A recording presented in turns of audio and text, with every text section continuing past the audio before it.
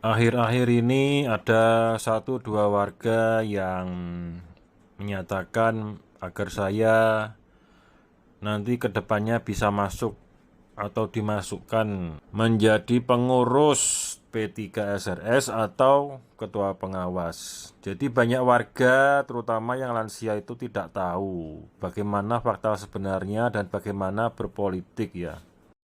Jangan kalian pikir mereka itu tim pengurus dan pengawas P3SRS itu kompak semuanya ya. Setuju semuanya ya.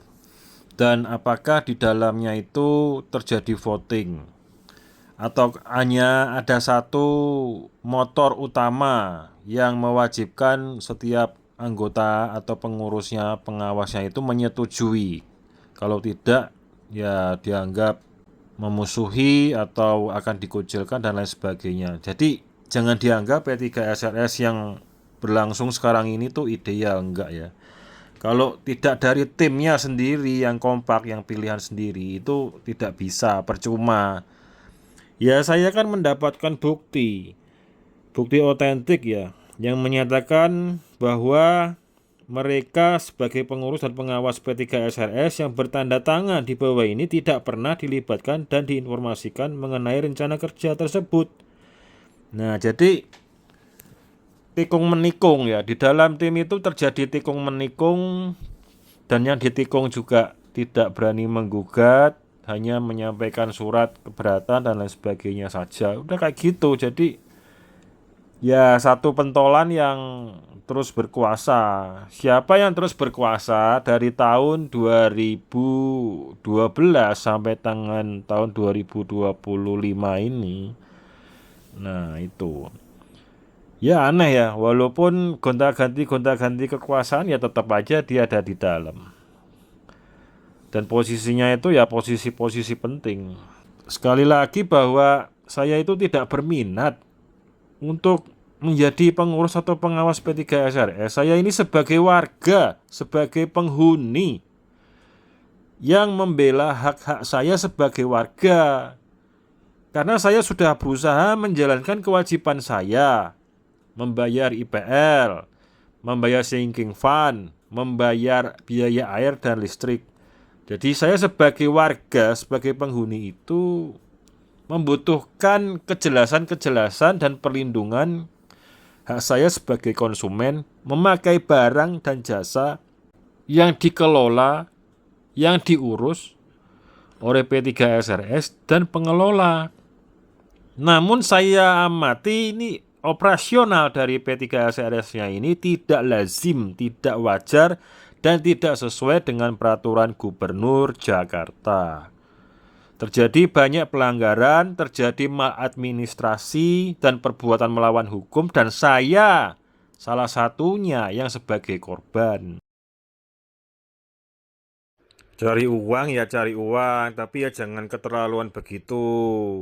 Banyak dusta, memelihara itikat buruk, merugikan sesamamu, merugikan warga. Kapan bertobat? Banyak terjadian kejahatan-kejahatan dan sebagainya. Banyak, wah, muncul heboh-heboh yang nggak benar semuanya. Itu bukan karena banyak orang nggak benar bersuara, nggak. Tapi karena orang benar takut bersuara. Karena persoalannya sebenarnya kalau kita paham dengan persoalan ini cuma apa?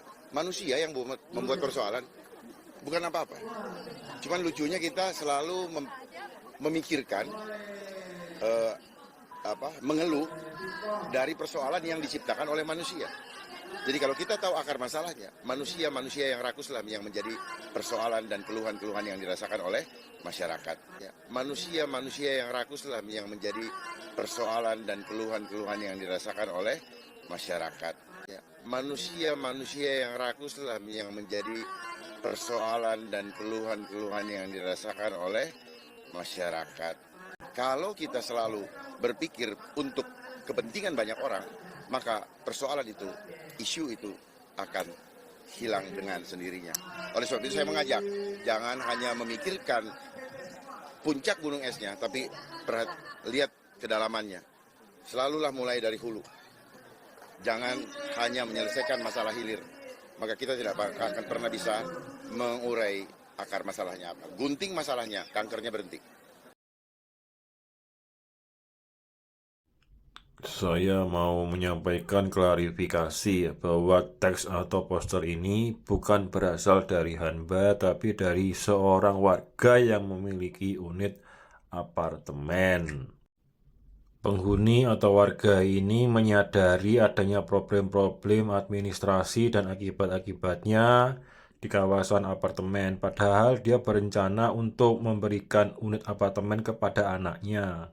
Orang besar adalah orang yang memperhatikan generasi berikutnya. Orang besar adalah orang yang memperhatikan generasi berikutnya. Sebenarnya banyak warga yang munafik dan penjilat ya. Mereka mengetahui banyak problem ya di kawasan apartemen, tetapi ya itu mereka suka menjadi penjilat, menjadi seorang yang munafik. Pejabat atas sana pada rusak bertopeng agama dan rasis. Apa saja efek dominonya atau butterfly efeknya bagi rakyat, masyarakat, atau warga? Apakah rakyat atau warga berhak menuntut pemerintah secara hukum untuk minta ganti rugi? Kerusakan di atas sana menyebabkan kerusakan sampai di bawah sini. Masalah maladministrasi dan perbuatan melawan hukum adalah problem serius. Masalah sangat serius. Efek domino atau butterfly efeknya sangat luas, sangat luas. Warga dapat menuntut ganti rugi dan yang sudah terlaksana sebelumnya. Warga berhasil mendapatkan ganti rugi sebanyak 150 juta sampai 500 juta hingga miliaran tergantung dari jenis kasus dan kerusakan atau pelanggarannya. Di saat-saat krisis ekonomi seperti saat ini, salah satu bisnis yang paling enak adalah narik dana dari warga apartemen. Apalagi kebanyakan tidak transparansi keuangan dan tertutup tata kelolanya di dalam grup mereka saja. Mereka memelihara itikat buruk kepada warga selama puluhan tahun. Hal ini membuktikan apa?